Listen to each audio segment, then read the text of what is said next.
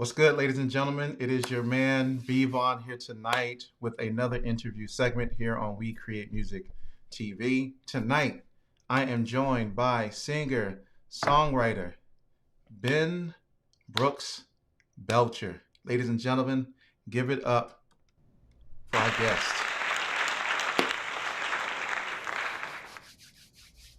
Ben, welcome to the show. Hey, glad to be here, Brian. Thanks for having me. Yes. You are welcome. Thank you for taking the time with us tonight, so I can learn more about you. Our audience can learn more about you, and about your music. So Yeah, man. before we get started, there is something I'm going to do. I'm going to move you over on this screen. Keep moving on you. Sorry. Now that's okay. You can move, but you're good. All right. Just want to make sure everything is copacetic and everything looks great. So, Ben, once again, welcome. Glad to have you here. Looking forward to learning more about you, and just the things that you're doing, you have done, and what we can look forward to in the future. So, as I ask every single guest that has been on this show since we started, how did you get started in music? Yeah, so um, I guess I'm not real good with years, dates, and all that. I guess that's a good thing. But around 10, um, I picked up the guitar. Um, I mean, first of all, my family, I come from a very musical family, if I can talk about that for a second. So my dad was just a natural born entertainer, um, and my mom played piano. So my earliest memories were listening to my dad play, listening to the radio like everybody else. But yeah, my dad had this old Harmony Cremona guitar, arch top, which Mm, incidentally I still have. It was wow. it was in it was in terrible shape for years, and we lived in a farmhouse, and it hung on the wall for years as a wall piece of wall art, and Mm, uh, I guess 20 years ago, maybe not that long ago, I had it put back together. But back to how I started. So yeah, I listened to my dad, and when I got old enough, my dad would show me a few chords. Uh, I always had this music in my head, and I just thought everybody was like that, but mm, I wanted to get it out of my head some way. So um, I started out playing the harmonica, and I took the harmonica to grade school, and my grade school teacher um, heard me playing during a break or something, and she asked me to play for the class, so that was a big deal. and playing guitar. My dad had a little square dance band, and I eventually got to play with him and his friends. And I had two uncles that lived real close that were also musicians. My uncle Kenny uh, and my uncle Shirley. They were also entertainers, singers, great singers. Um, so there wasn't a whole lot of room for me to be a singer in my family, so I concentrated on guitar. right. um, so I didn't have I was self-taught except for what my dad showed me.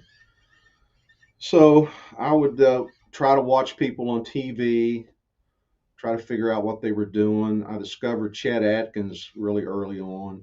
Hmm. uh, Blew my mind, and I would sit in front of the record player, for sometimes all day long trying to find out what he was doing. He was, Mm, everything. right. Um, then the Beatles hit, and my cousins, my female cousins, had all the Beatles records and all the Motown records. I still remember the first time I heard Percy Sledge sing "When a Man Loves a Woman." Mm. It just stunned me. I sat Yeah, in their floor and it just like, can we play that again? especially with Can those you play? vocals. I was just, and the Beatles. Oh my Hmm. goodness. Um, yeah, music just affected me very deeply, and hearing that music uh, just just did something to me. Mm. So I was just obsessed with learning to play guitar, Right. and it's been a lifelong journey. Uh, I'm still learning. I learn every day, Mm. and try to write something, even if it's just a little snippet of something. I'll put it on my phone, Right. and so yeah, that's how I started. And then I guess I played my first professional gig, which is you get paid. Right. Right. And that's what makes it professional, right? At that moment, when you get paid, you're like, I'm Yeah. a professional because I got Oh, paid for it. That's right. I was real proud of myself. I think it was $20. Mm. Played this outdoor party, but so I graduated high school, fortunately, and I started working in a music store called Laundry Music Company in Charleston, West Virginia.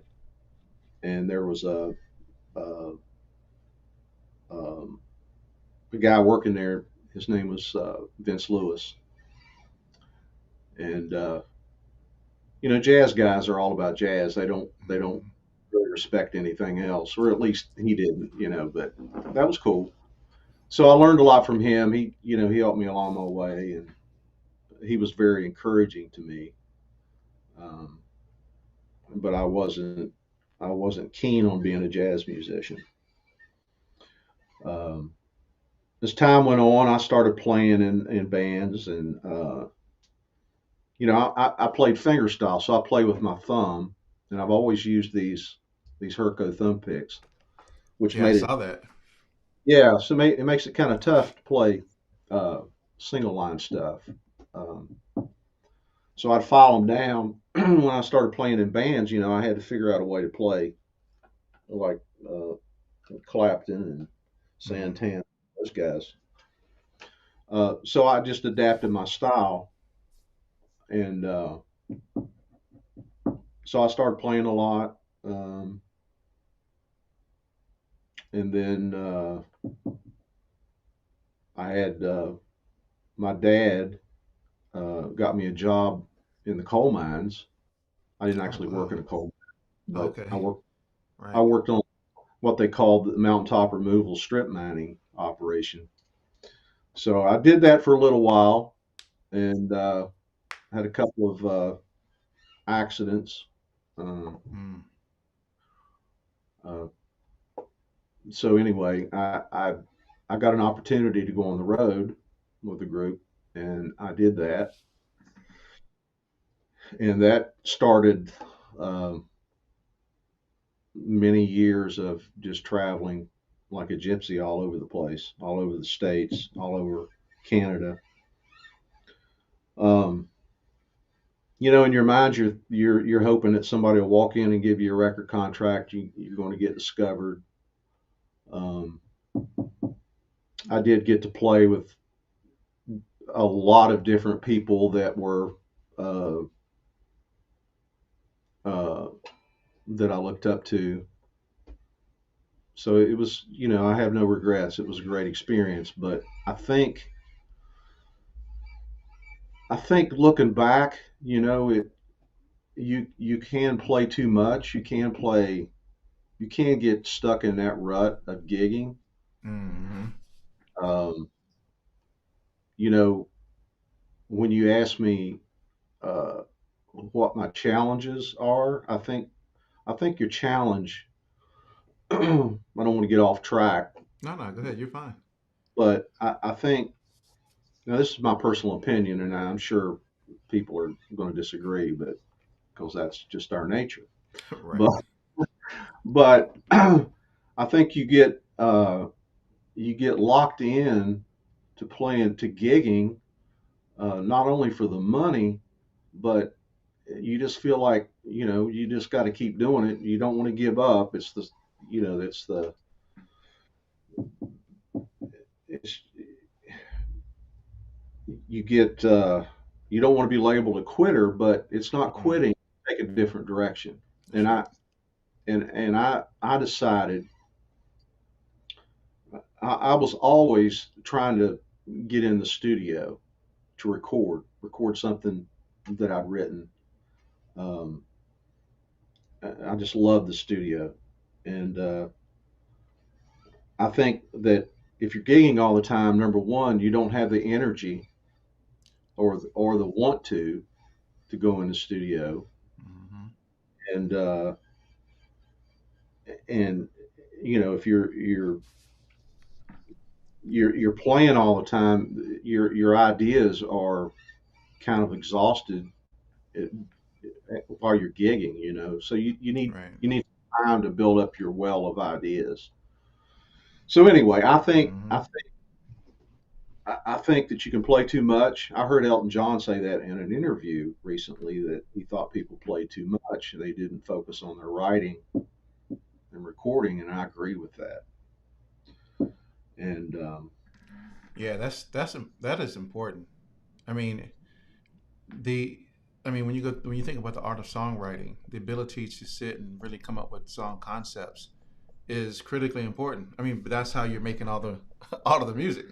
If you're continuously playing over and over and over again the I don't want to call them old songs, but the songs that you previously released, and you're not generating any new ideas, new thoughts, new concepts, then it kind of gets right. It kind of gets old and mundane, and it becomes habitual. Right, you're stuck in that rut because it becomes habitual. You're like, well, I'm just going to keep gigging because that's what I know.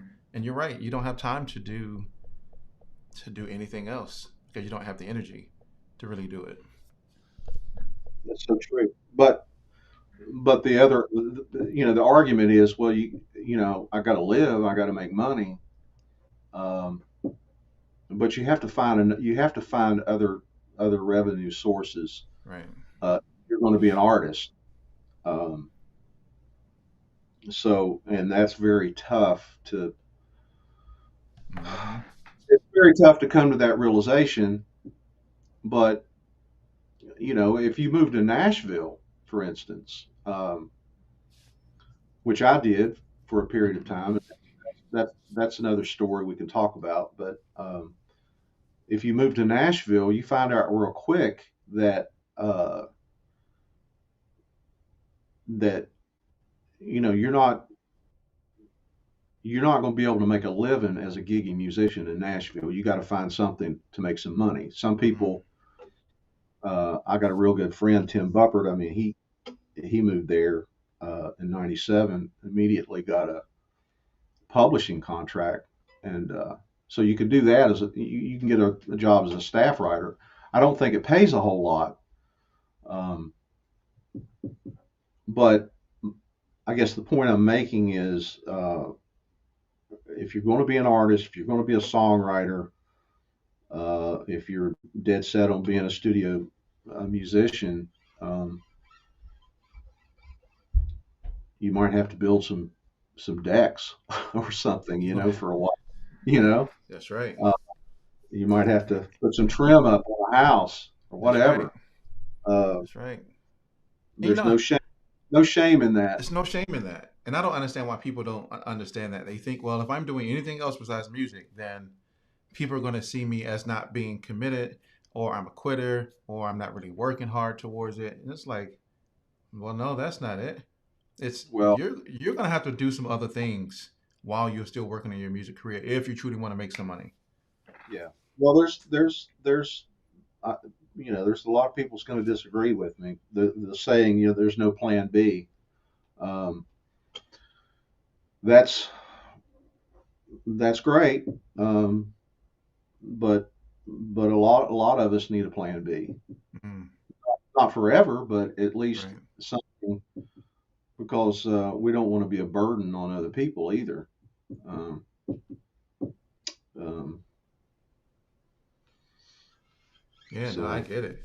I get it. Yeah, most people have that mindset that there is no plan B, and I think it depends on the situation you find yourself in. Most people want to, and I don't know, maybe they have that as a concept because they think that's if you have that type of story, then you're bound to be more successful. And so if you have the story that you slept on the couch and you slept in your car and you did all these different things and you struggled, then oh, you got the success, so the it was worth it. And sometimes that may not be the case. You like I still yeah, work a full-time job, so yeah. Well, to be fair though, it's different now than it was even 10 years ago. mm, So um, there were more there were more opportunities for musicians to make money, uh, especially when there was a product to sell. So we used to be able to sell a thing called, you might remember, records, um, right. and so when you have a physical product to sell, then money changes hands. It's called a Mhm. business. We don't have that anymore. So, um, and also there were many more places to play Mhm. music. Uh, any gigging musician will tell you that, and so it's very different now. Mhm. Um, there's a lot of the record companies have went out of business. A lot of the studios have went away. A lot of the songwriters have went away in Nashville. Um, things are different, so everything is going online. Right. YouTube is probably one of our biggest Mhm. avenues of success now. I just Um, wish it wasn't so overpopulated. Oh my gosh, that's the thing with YouTube. It's everybody's there. everybody's there because it's monetized, you know. Bec- And Because it's monetized. That's right. If you can get your 1,000 and you can get your 4,000 watch hours, your 1,000 subscribers, 4,000 watch hours, you can start monetizing your videos and growing your fan base and all that other stuff. Yeah, trust me, I yeah. know. So we've had to reinvent ourselves. Mm, Uh, for me, I I had other avenues of uh, revenue and built a studio, started producing my own music, started my own label, and so I'm doing what I from the very beginning I wanted to do. I'm just not depending on a major label right. to give me tour support or uh, a recording budget Hmm. that I have to pay back. You're Uh, right about that. I don't if I didn't sell any records, then I owe them forever. So so for me, You're um, no, I didn't sign a major label record contract, but uh, being the fact that there's different uh, means of success, different success is subjective. So It is I've subjective. I've supported myself and I've built a studio and I'm producing my own music and putting it out there with all the millions of other releases Right. and and hoping to build an audience and so that's the direction that I took and I'm sure it's Right. you know it, Every Yeah, everybody's direction is different. Everybody's journey is different. The things that they end up doing is different. I mean, I've known people who got into music and then left music, and somehow, some way, they found themselves back in music, and it was more beneficial and profitable, and met whatever their definition of success is. I'm glad you said that success is subjective because a lot of times we look out in the vast world of the music creatives and we see the ultra rich, the ultra famous, musicians, and we go, in order for me to be successful, I have to have what they have because that's how we define success in the music industry. And I know many people who are successful, but they don't have the super luxury car and the big giant mansions and all those blowing money away on just crazy stuff. But they're successful. They can pay their bills. They can take care of themselves. They don't have to report to a job every single day. They can do exactly what they want to do with the freedom and the time that they have. And for each person, I always tell everybody, you have to define what success means to you.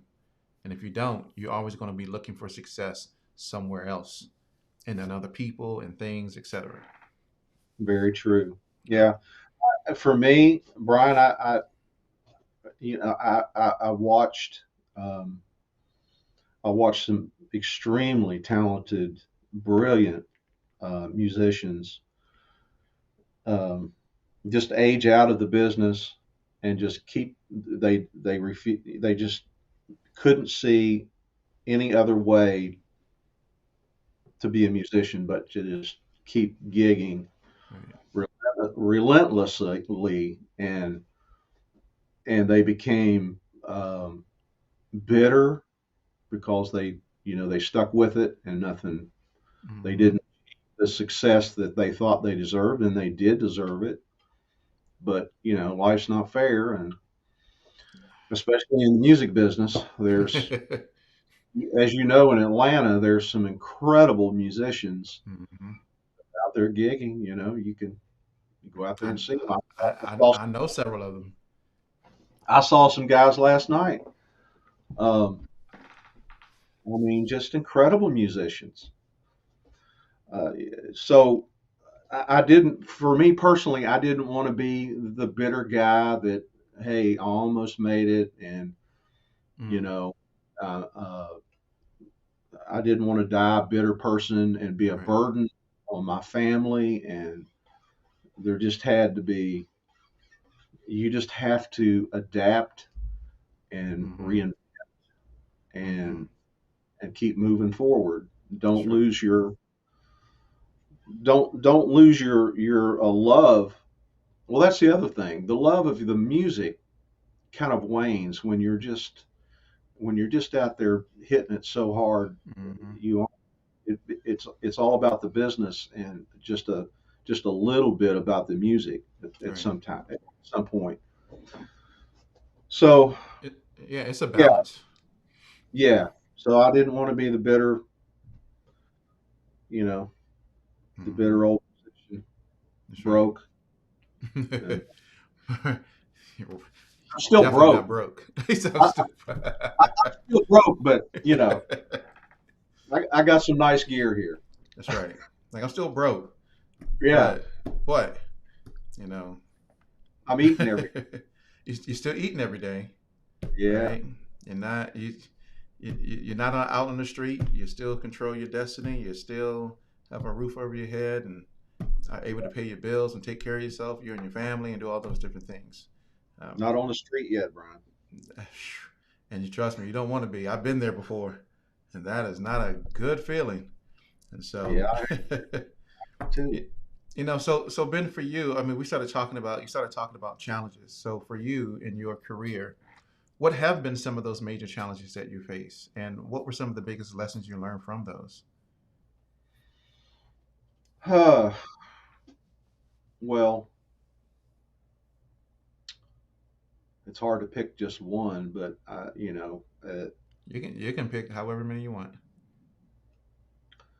well, for instance, I got married early, and when I started traveling, um, that's not conducive to keeping a marriage. So I went through three divorces. Um,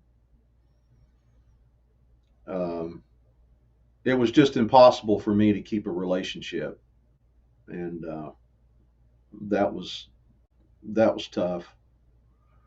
Um, some of my wives and some of my significant other relationships deserved a lot better from me, but I was determined to be a musician, and I had there's no plan B mentality at the time. And so that was a challenge. Right. Uh, and like we talked about, one of the big challenges is to know, trying to figure out what to do. I mean, uh, you're getting information from so many sources, and most of them was just keep doing what you're doing. You know, somebody's going to come in and discover you. Just keep plugging away, keep writing Mm-hmm. songs. You know, you just keep writing. You just keep writing. Okay. Well, I haven't stopped that, but Right. um, um, everybody said, well, you got to move to Nashville. So so I did that. I had that belief too. Yeah. I had that belief. Actually, I was supposed to move. I was going to move to Nashville before I moved to Atlanta. And my wife and I were trying to decide where do we really want to move. Where was it going to be an opportunity for the both of us for the kids? And we were looking at Nashville because at the time we were living in St. Louis, so wasn't Nashville wasn't too far. And we said, okay, so let's go to Nashville. We started that process. I did job interviews and we started looking at house hunting, and it just never worked out. It just never worked out that we moved to Nashville. A couple years later, we moved to Atlanta. Yeah. But Yeah. I did move to Nashville for a while. I got an apartment there. I had saved up enough money to get an apartment in Antioch, just outside mm-hmm, on Percy Priest Lake. And I had some friends at the time that were helping me. That's the thing about Nashville. You move there, everybody is just all about helping newcomers, you know. mm-hmm, So I really felt the love when I went there, and I already had a friend that had moved there and was having success as a songwriter. And okay, so, but what happened was, I don't know how much time we got, Brian, but it's that's kind of a long story. no, That's how I you can keep. met. Yeah. Yeah, So I was getting established there. Some publishing houses liked some of my songs, and I had interviews set up with the help of some of my friends, and was making inroads there. And then I got a phone call from somebody that I knew in Ohio that I had met earlier. He was a drummer and also a professor at the recording workshop, and his name was Tony Cottrell. And I'll try to shorten it up a little bit, but so Tony invited me to be a part of a compilation CD and asked me if I'd like to come and record some of my songs. So I was never one to turn down any kind of recording opportunity. So I went and did that, and through that experience, I met Bill Halverson, who was also a guest speaker there. mm-hmm, So through that experience, Bill got interested. He liked what I was doing, liked my voice, thought it was unique, liked my songs, and he and Tony uh, decided uh, start recording songs with me singing them.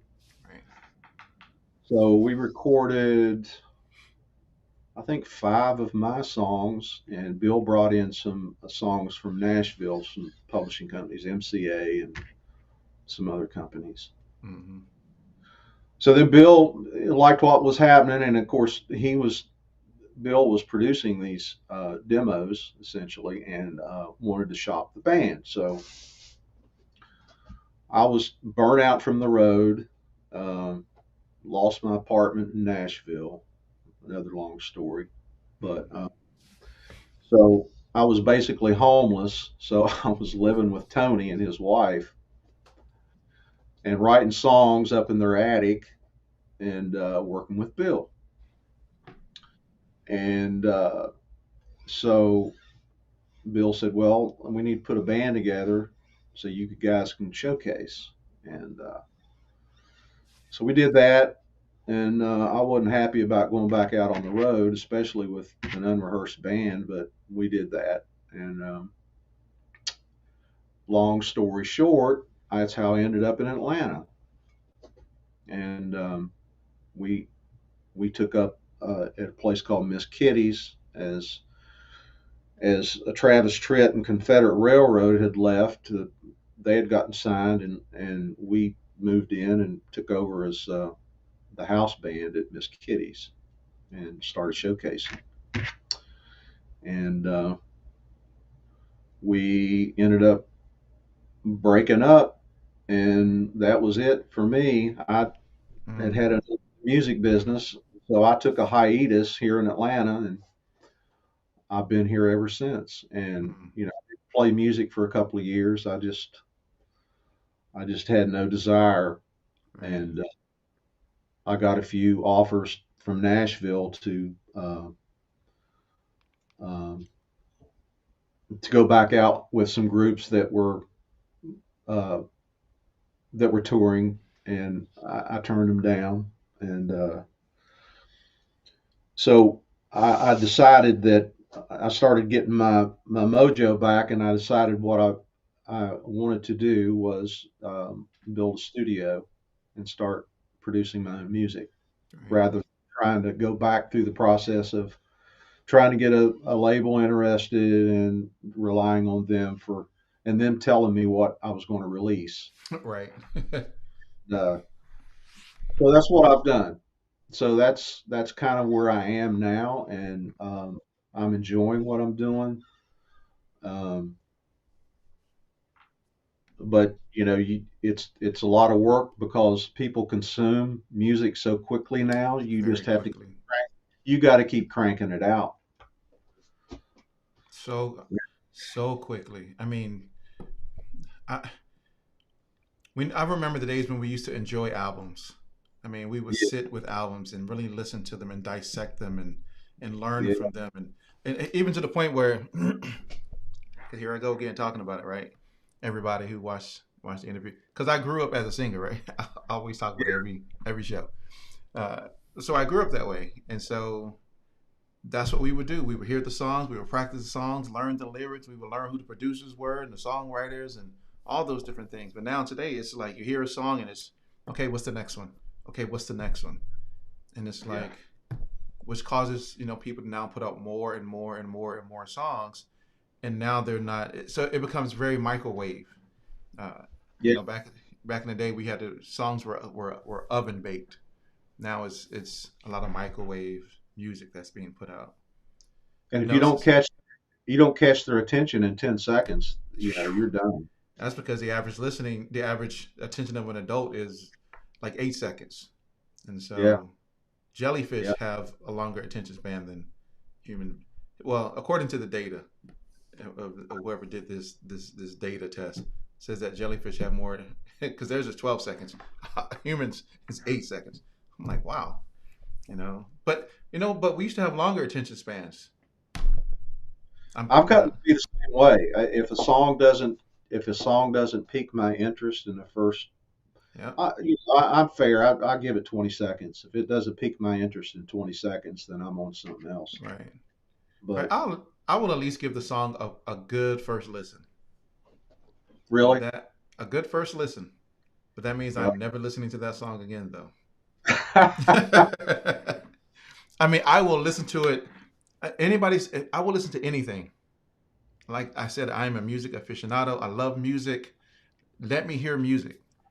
But yeah, if I don't like it, I will listen to it the first time. If I don't like it, I will never listen to that song ever again. yeah. There's a no way I will listen to it again if I don't like it. So, so Ben, you mentioned starting a studio, and you hmm mentioned starting your own record label. hmm So, what was the motivation behind starting Timberwolf Records?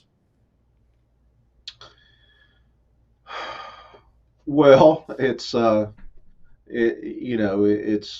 first of all, it's a business. So when you start a business, you give it a name. You um, you treat it like a business. So it's when you release a record, I'm a TuneCore artist. For all the folks out there doesn't that don't know what that is, it's you create a song, you create uh, a cover for the release, and then they usually want you to uh, have a name for your release or a name of your publishing company. So, um, like we talked about, as far as my motivation, um, it makes it legit. It's a validation of your business. Mm, The studio is called the Shack, um, and the reason I called it the Shack is I grew up in an old farmhouse that's 150 years old. My great mm, grandfather built this house, but it's really just a shack. And at one point, I was going to go uh, record in this house that I grew up in, the shack, and so that's I don't live in a shack now, but that's what I decided to call mm. the and Timberwolf Records. Timberwolf is a name that of a band that I had for a minute, and I've always liked that name. Some people think it's a little aggressive, but it Mm, pe- people remember it. right. Um, so that's the motivation, and my intent was to help other people also uh, that haven't been as fortunate as I have. Some artists that have talent. Uh, I have an engineer that works here, Sean Sullivan, real talented guy technically, and he's also a singer-songwriter, very talented in that area too.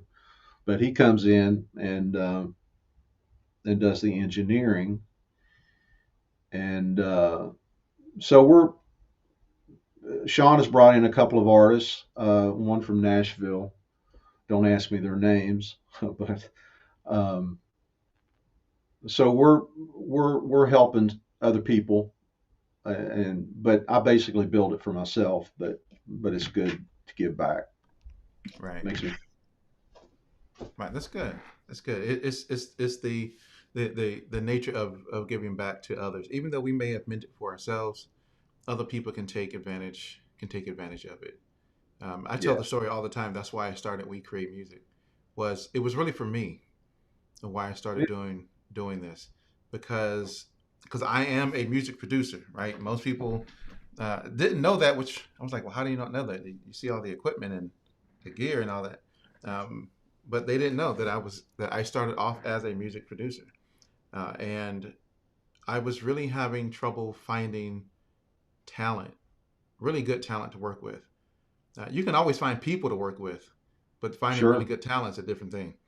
And so I wanted really good talent, and I was like, well, what's the best way to do that? So I started We Create Music TV. Well, first I started We Create Music, where I was really trying to just find artists and promote different artists. But for me, in my head, it was selfish. It was just for me. I'm gonna find all of you to work with. So when I put out music, I got a pool of people. But then it turned into something different. It turned into wanting to be a catalyst for other music creatives, and kind of give them a voice as well. So, but yeah. So kind of the same thing as you starting Timberwolf and the Shack. So yeah. I mean, I started it for myself too. I mean, there's no shame in right. that. Um, Nope. and in the beginning, you know, some of the stuff that I released years ago from here, uh, I listened to it, and what we're doing now is much better. But I was learning the production side, so Mm, and I didn't have time to produce anybody else. I was learning the art of producing music. I mean, right. recording music is totally different than playing live. It's a totally different Hmm. mindset. This, yeah, I sang for years. Yeah, I play guitar, but when you play in the studio, you have to relearn to create a good recording. You have to learn how to play in the studio and sing in Hmm. the, uh, especially if you've been singing live all your life and just destroying the microphone. Right. Uh, you Right. come in on these sensitive condenser mics, you can't belt like you do out Nope. live. So you have to learn the art of singing and Hmm. art of production, uh, arranging music.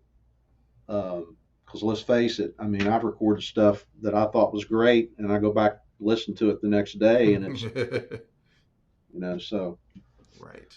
it's been a long it's been a long process, and I don't think you ever learn everything there is to learn enough to to accomplish what you're trying to accomplish at the time, but you're Right. always evolving in this It's music always, production business. that's right. It's always evolving. And it's an art, as you stated. It is an art. Everybody has their different Yep, flair when it comes to music production. Of course, we're all using different tools and things like that. yep. So, and different techniques. And so, yes, it is definitely an art, and it takes time and practice to. I don't want to even say master the art because when you people say, "Oh, I mastered something," that means then there's no more growth or room for learning because now I'm a master at it. I've reached the pinnacle of growth. Just like we think about like kung fu masters, I'm the master, so there's no more for me to learn. I can now just teach people, but it's an I don't. ever evolving process in production. Well, even the masters that we consider masters, they're not going to tell you they're masters Right? because they know. We say They, that. yeah, they know what they don't know, Right? and and the same with music. The more you learn, the more you know, the less you know. That's So. right. That's right. Yeah, we call them masters. They don't call themselves that. So so so there's an album that you just released not too long ago. Mhm. So let's talk about your music. Let's talk about the album.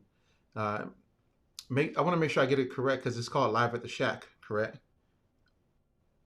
Yep. Correct. Correct. Yeah.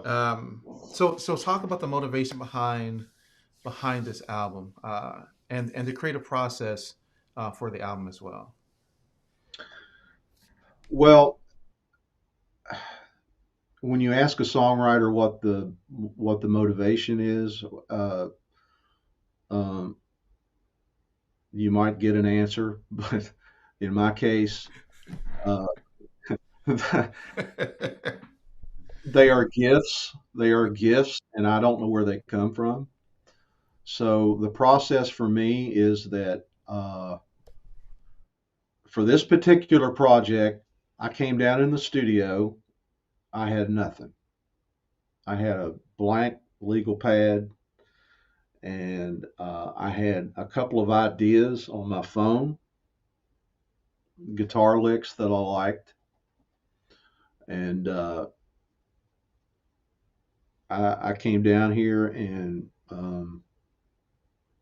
it was one of those days where I just decided, well, I got to write something, and usually that doesn't work ever, but that day I wrote Better Man, and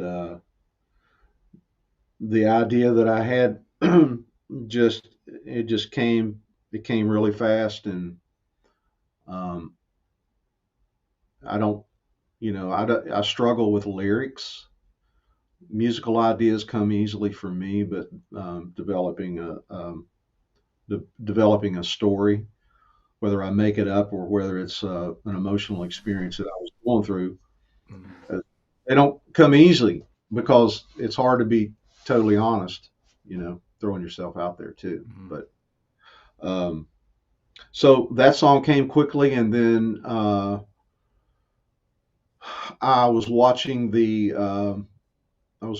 news about Ukraine and that tragedy there, and thinking about all the refugees. and Angeline was Mm, born. I just created a story about a young couple um, fleeing uh, the violence, and that's what that song is about. Just getting in the okay. car, driving, and him trying to calm her down. Mm, Uh, so that's the essence of that story. It's a story about refugees. yeah. Okay. Yeah. It's a really Angelina is a really good. It's on my list. Uh, Oh, thanks. to talk. I'm glad. No, I'm glad you're talking about it now because it was on my list. I wanted to know more about that song and the concept behind it. Um, and so Yeah. does no. Go ahead. Well, that's the essence. I created that story. It's not that I know somebody there.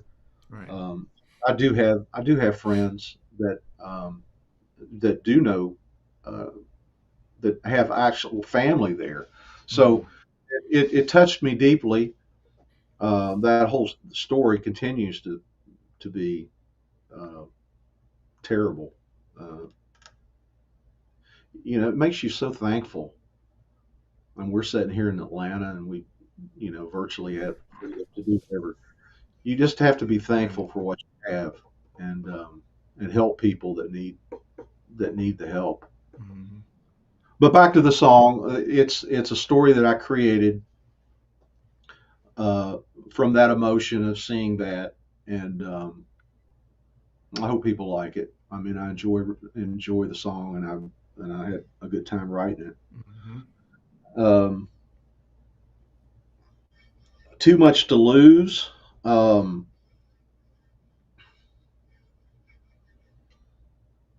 yeah, I don't really know where that song came from, but I've been in that si- I've been in that situation. right. Right. I like how you said in the song. You said I'm not gonna get it 100% correct, but it was along the lines from a gist perspective. I can't really love you because me loving you is too. I'm gonna lose way too much if I do. I got too Yeah, much to lose if I love it's you. I was like, it's a oh, okay. it's a song about counting the cost. Mm. Oh, you better count that cost. Whew. You know, everything has a cost. You pay a price for whatever you do. I've uh, I've paid out a lot. Mahogany Run. That's Mahogany Run is an instrumental that I had, and I sat down and developed that. And I haven't played mandolin in years. My dad was a mandolin player, Okay. and when my dad passed away, he left me his 1948 Martin mandolin. Mm. So I I started I picked it up and started practicing with it, and played that on that song. Um, I've recorded a little bit of mandolin in the past, but I haven't played much lately. But I enjoy doing that, and the mandolin fit that song perfectly. Mm-hmm. So that's the essence of the EP. I released it. I'm working with a I'm working with a PR agent. Do you know Olivia? Mm-hmm. Olivia Yep. Long? Yep. Yeah, she's I like her. Yeah, she's Uh, pretty good. She she's she doing some. will she will work for you. She is. She I'm. will. She has impressed me. So Yep. I'm really enjoying working with her. Um, so I'm on to the next project, Brian. Um, So so I've wait, got so before you do that, can we talk about one more song? absolutely, You don't own her abs- heart. yeah. Oh yeah. How did I forget that one? Hmm. Well, I'll probably get in trouble by telling this story. So I've got I've got some friends, believe it or not, Oh no, I uh, believe it. Who um, will remain anonymous. will ain't anonymous. So one of my friends was very interested in this other friend, and uh, the object of the friend's interest was not reciprocated, and or wasn't being reciprocated. And I was observing this, and I was thinking about it, and um, that song was born from that observation. The music was a gift. I think that's probably one of the best uh, pieces of music that I've written. Uh, and it just, it just came. For me, the music is gifts. I don't know where it comes from. And I'm so appreciative. Uh, Mm. but usually my mind is blank and void. It's I heard Paul McCartney say that in the interview this week. He was talking about writing a classical score, and he said a lot of people that have studied classical music, a lot of times it's hard for them to come up with an original idea because it's just so ingrained in their head, these classical pieces, and a lot of times it'll be something that's already been written. Right. Um, uh, so I don't. Uh, I listen to the Beatles a lot for inspiration, but I'm cognizant of not copying Hmm. anything from that material. But I don't know where I'm going with this, but the song it just came out of nowhere, Brian, Right. and I was really happy with it. Yeah, yeah, yeah. It was a really good song. I want to make sure you didn't. We talked about that one. Yeah, That was on my list. I'm You know, glad you on the brought. heart. Yeah. Yeah, cool. Yep. So now you say you're on to your next album. Yeah, uh, two songs into it. I've got two complete songs. I haven't. I've got. I've got the drums recorded. I've got Okay. scratch guitar, got scratch vocals on two of the songs. The songs we're going to record guitar tomorrow, Hmm. Sean and I. I'm going to experiment with the guitar sounds, Mm. um, take my time, Right.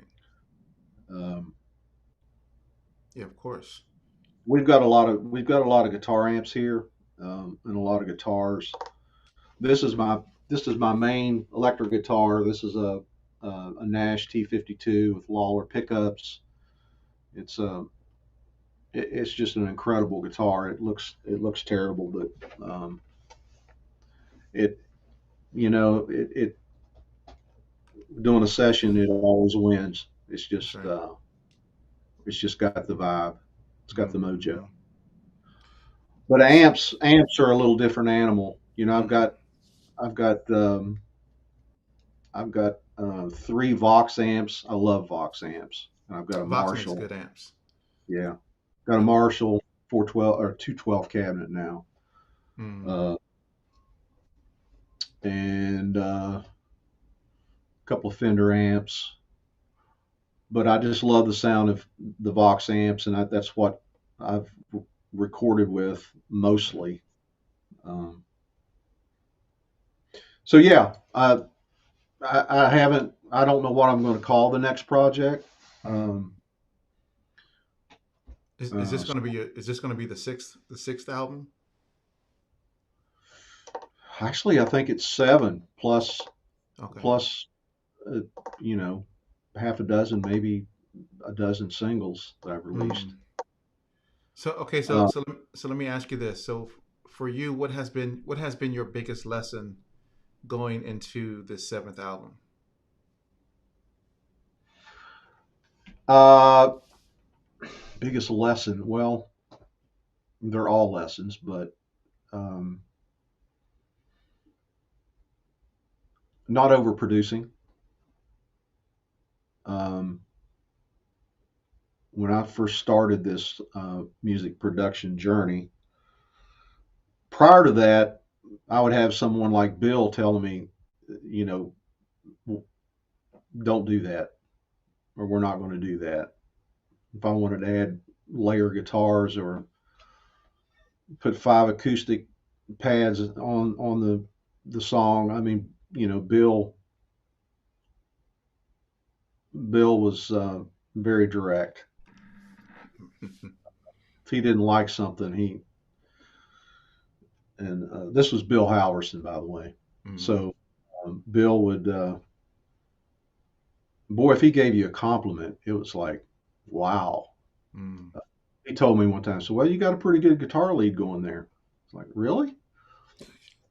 Uh, Like I did. but Right. but anyway, I think especially with the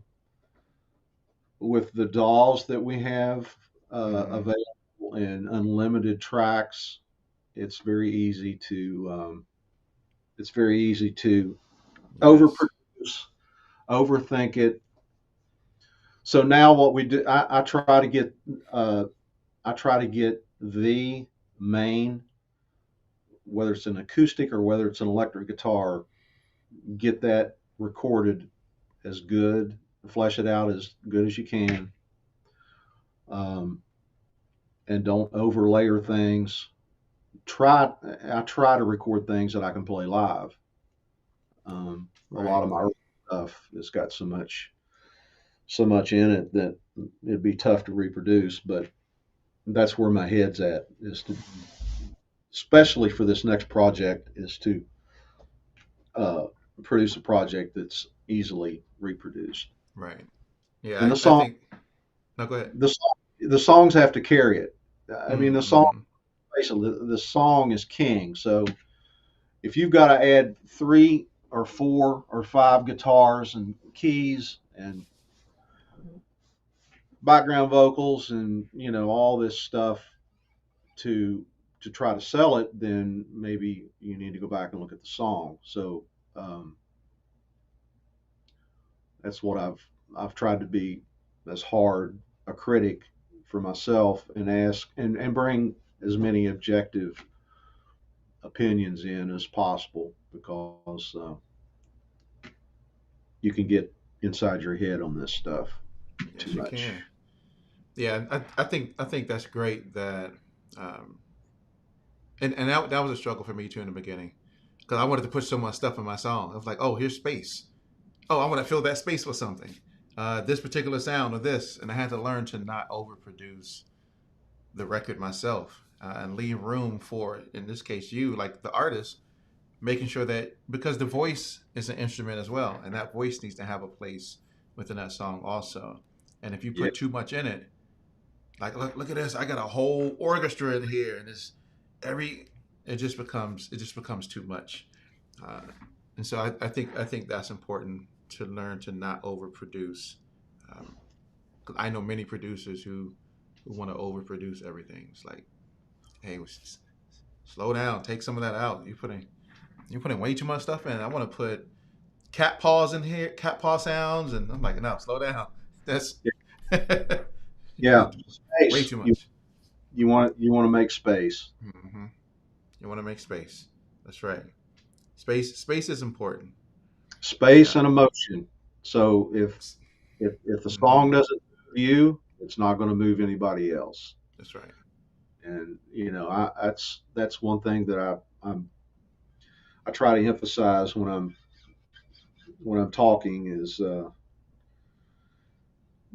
the very beginning, the emotion that I felt from listening to the music Hmm. was powerful. So I still have those feelings, and if I write something that makes me feel something, then uh, I'm hoping that it creates that with another listener. Right. And if it doesn't do anything, I mean, it's got to do something, Hmm. um, or it's not worth doing. You're Right. you're just wasting your time. Nah, I agree with that. You know, I think of music as like a story. So you know when writers are writing stories, they're following that three act structure, right? And so you know you're kind of introducing us to who your character is, and then the and then the very first part of the song, and then in the other part of the song, you know, they're going through whatever trial and tribulation they may be going through, and at the end they're victorious, or they overcame, or they learned their lesson, or whatever it was. But I like taking people on that type of journey so Yeah, that it feels like they're part of the story and they can follow along with it. Most days I can't even follow along with half of the stuff that's being said. But then again, people will say it's because you're old. So that's because you're older, and so you can't really you're not in tune with the younger generation. It's like no, I still am. well, I just well, I have standards. emotion, But emotion's ageless. You know, emotions, that's right. Emotions is ageless, right? yeah. So Creativity ageless. if you, yeah, you can create an instrumental piece. If it takes you somewhere, it makes you feel something, Yeah, then you've done your job, you've done your whether job. you're young or old. That's right. But That's right. So Ben, for you, what was the most impactful moment in your career? uh, wow, that's a hard question. Um, well, in the beginning when you're playing music and you're making people feel something in the audience, that was in the beginning that was about as good as it gets. Um, people you're making people feel good. Um, then as time goes on, you have different milestones. Working with Bill Halverson was one of the highlights. Um, Getting to know him as a person, and the validation of Bill liking what I was doing, um, and being willing to help us, and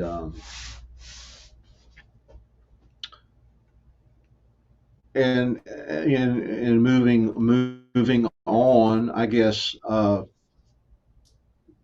the realization that I actually had my own recording studio was a huge Mm, moment, and being able to have uh, good friends and talented friends that were willing to help me. Um, Sean and Io and Liesel and um, my friend Job in Ohio, who has his own studio that was sound tech for me for a few years. mm, Job was a huge help, especially as I was learning to record. mm. Um, and Yeah, So it takes a village. I mean, I've got some great friends, and I couldn't have done it without them. that's No right. man's an island. No man's an It's island. it's I've had a lot of help, and That's right. well, I'm very I've had thankful. it too. Yeah, Very and thankful. I think that is I think that that is a I think that's a great realization, that understanding that no man is an island to himself. We need other people. You know, I think everybody is so caught up on the I did this by myself. Oh, wait a minute. Well, no, you didn't actually. Like, there's nobody on this earth who actually did something 100% by themselves that got them to a particular amount of success in, we'll say, in almost any field. You know, well, look at Elon Musk. Well, he didn't do it by himself. Look at Bill No, Gates. He didn't do it by himself. Steve Jobs. He still didn't do it by himself, right? When no, Bill Gates started, he had a collection of people that were with him that started Microsoft. Yeah, he may have come up with the idea in his garage, but the execution of it was not all just on Bill Gates' shoulder. And so we need people, right? We need other people to come alongside us to help us uh, maybe somebody has a connection. Maybe somebody could open up a door that we couldn't. They can get into a room that we can't. They have a particular skill that we don't have, and we need those other people to help us with those. That in turn helps us to build those things so that we can help others with those things that they may not have. I mean, it's. I tell people that all the time. Well, I did this by myself. Well, no, you didn't. Trust me. I'm No, none of us. None of us. none of us. That's right. None of us. So so so Ben, so for you, so my last question. We've been talking for a while. So the last question I have for you, well, this is almost the last question, is uh, let me make sure I look at my notes. It almost left my head. What advice would you give or have for anybody looking to get into this music industry? Yeah, that's a great question. So, uh, uh, like we talked about, um, do your research first. Um, the likelihood of you getting signed by a label is vastly reduced from years ago. So define what you're trying to do. If you're a songwriter, I actually got asked that question today from a songwriter. He asked me, uh, what I'm doing, and I said, well, I'm, writing, producing music. He says, for money? I said, well, For money? What? for money, not necessarily. He says, well, I want to make money. I said, well, so I ended up talking to him for another 30 minutes, but one of the things that I told him was research making music now. Uh, and one of the things that I told him was start a YouTube channel, learn music production, learn to produce your own music. Um, so the most important thing is the song. So if you're starting to get in the music business, whether you're a guitar player, whether you're a singer, whether you're just um, you just write lyrics, write the best songs you can, collaborate with other people, find the best musicians, find the best people in your area, and try to work with them, ask them for help. Most everybody is willing to help you if you are humble, and um, that's the key. You got to be humble, I was gonna say that's the key. That's even if you're even if you've accomplished a lot of things. Just the most talented. You will find the most talented people are always insecure, humble people, not really caught up in their own fame or abilities. They're just really talented people, and in almost every instance, the most talented people are just down to earth, humble people. that's right. And so, research making music in today's market is totally different. Most of it's online, like we talked about. Um, Build a channel takes time, but focus on the song. Um, it's really it's not simple, but it is almost that simple. It's you just got to have great material. As great as you can make it, That's right. and be honest enough with yourself to compare it with other material that's out there that is good. Ask your friends. Don't ask your parents. They're probably not going to give you an honest answer. Right.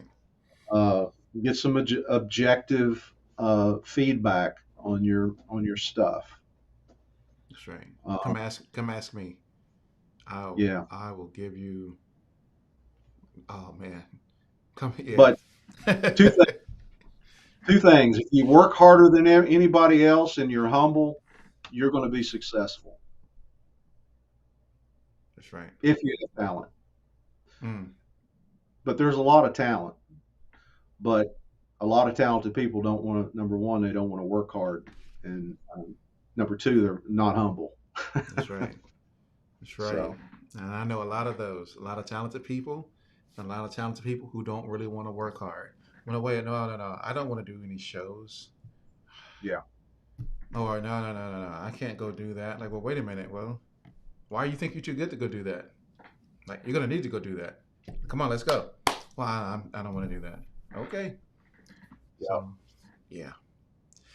So, Ben, tell us how people can connect with you and where they can find your body of work. Well, thank you, Brian. That's a good question. Uh, I'm on all the streaming platforms. I'm on YouTube, Ben Brooks Belcher, Spotify, Ben Brooks Belcher, Reverb Nation, iTunes, um, Apple Music. It's a Pandora.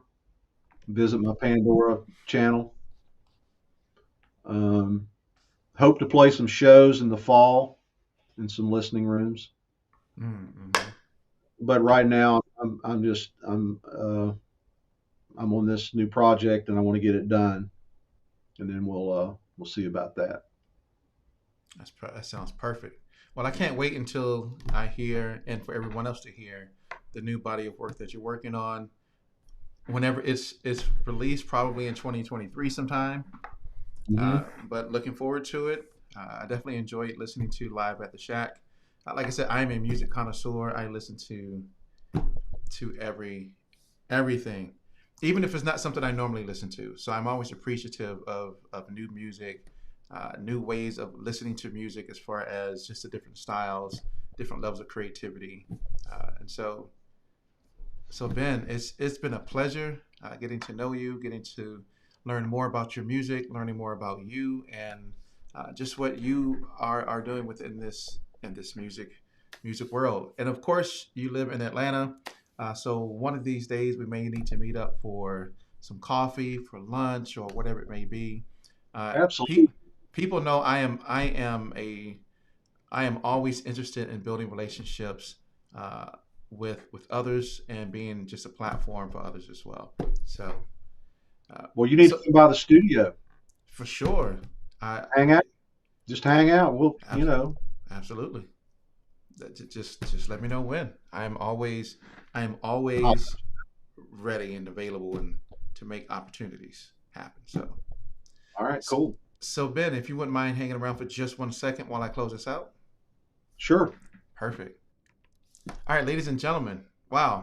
Once again, I am very thankful for Ben. I got to make sure I talk right. I haven't had water in a minute. Ben Brooks Belcher, right? Make sure you check out his music. Make sure you to support. I love that it's consistent, right? It's Ben Brooks Belcher everywhere. It's not Ben Belcher and then Ben B Bel. It's easily findable, right? A lot of people don't really have the consistency like that. But anyway, I'm not going to get on that topic. But check out his music. Make sure to support him and his endeavors. Make sure to check out the new album, Live at the Shack, and you will be pleasantly surprised at the talent and the gift that he has as a singer-songwriter and as a musician.